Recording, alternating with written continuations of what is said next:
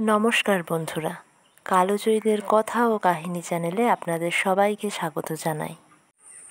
আজকে আমরা ঠাকুর শ্রী রামকৃষ্ণদেবের জন্মবৃত্তান্ত, শৈশব এবং বাল্যকালের বেশ কিছু ঘটনা আপনাদের সামনে তুলে ধরব।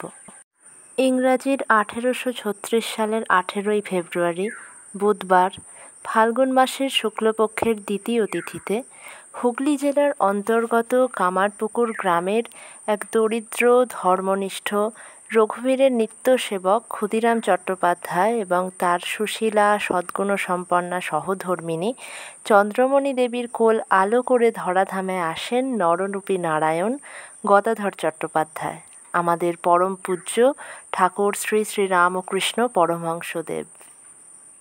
কিংবদন্তি অনুযায়ী ঠাকুরের জন্মের পূর্বে গয়াতে থাকার সময় তার পিতা স্বপ্নে দেখেন যে স্বয়ং নারায়ণ তাকে বলছে, দেখো, আমি তোমার পুত্ররূপে জন্মগ্রহণ করিব।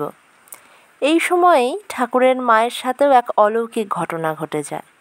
তাদের বাড়ির নিকটবর্তী এক শিবালয়ের দিক থেকে জ্যোতির্পুঞ্জ এসে তার মায়ের গর্ভে প্রবেশ করে। কৃষকায় গৌরবর্ণের গদাধর ওরফে গদাই শৈশব থেকেই মিষ্টভাষী এবং সকলের প্রিয় ছিলেন। কীর্তন, চণ্ডীর গীত, কথকতা, গানবাজনা, যাত্রাভিনয়, অঙ্কন, মাটির মূর্তি তৈরির মতো নানাবিধ গুণের অধিকারী ছিলেন। তিনি লাহাবাবুদের পাঠশালায় শিক্ষালাভের সুযোগ পেলেও প্রথাগত শিক্ষায় বেশ অমনোযোগী ছিলেন ঠাকুর।